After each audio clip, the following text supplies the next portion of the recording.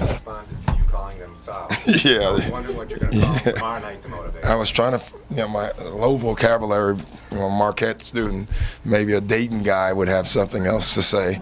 It was good. I mean, obviously it's one game, and it was great. Our defense was fantastic. We did a couple things different. Trapping, was great.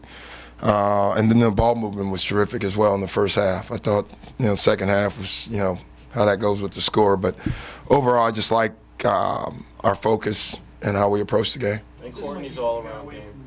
Courtney was great. You can see Courtney is getting better and better at what we're asking him to do. He's bought in completely, which you can see that.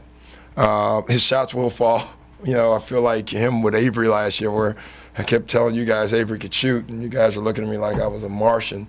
And then he started making them, and Courtney has proven he can.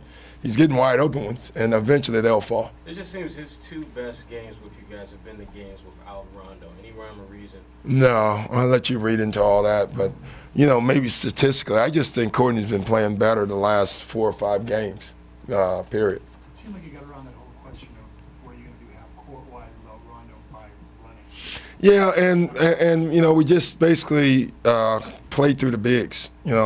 We took all the pressure off the guards. All they had to do was bring it up and then throw it to Kevin at the elbow or Jared at the elbow, and then cut and move. That way, there's no dribbling ball. I mean, it was easier for them that way.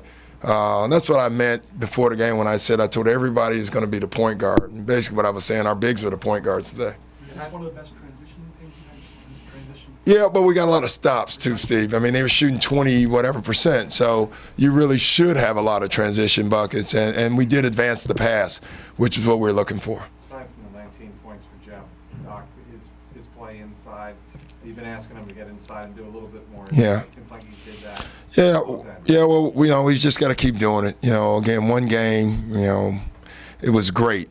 Okay, and what we're trying to get him to see is when he's at the 3, he's a power player. When he's at the 4, he's a speed player.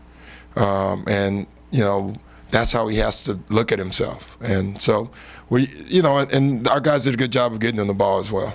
You jumped them after Wednesday's loss. Did you have it? I mean, did you want to? They need patted on the back the last couple of days. Did they feel bad about themselves, or did you let them handle whatever they needed after? Well, I didn't do anything. I mean, we went pretty hard yesterday for short, and we actually went hard today for a shoot around because we got to get our culture right in that way, and we got a long way to go, but we're getting better. You can see it for sure. Did you guys extend defense a little bit more? Was it just a little bit more successful today in terms of ball pressure? No, we trapped pick and rolls, which we don't do much anymore, and we're bringing it back because I think it's coming back. So we did that, and our guys stayed with it. Usually we show and get out.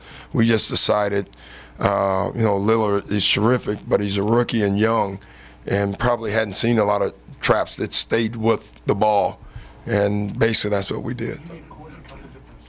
Yeah, he did. That's, to me, the most positive part of the whole game for me is that I thought Courtney was able to guard and Lillard and then platoon and then chase guys off. I mean, he did 3 different things in one game defensively. That's hard to do, and he did them.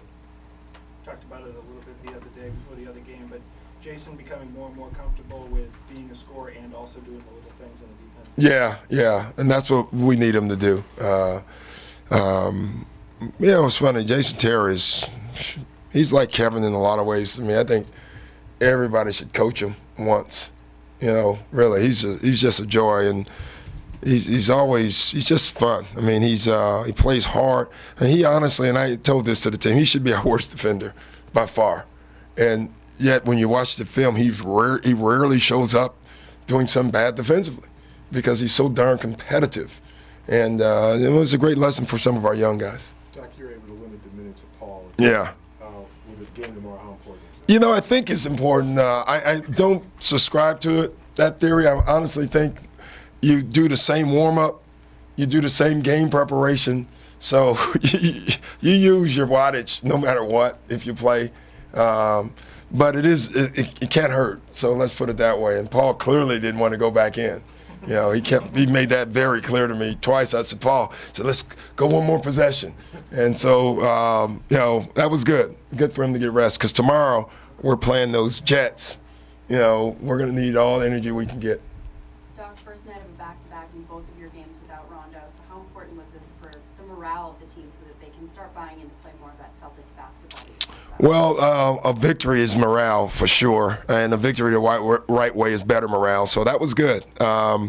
It's good. I mean, when you win without any of your guys, and you're going to have a lot of games without guys, it's always the win games. You know, I think those games are important for the rest of the team, so they can see their importance. And so I think it was good. Thank you, everyone. All right.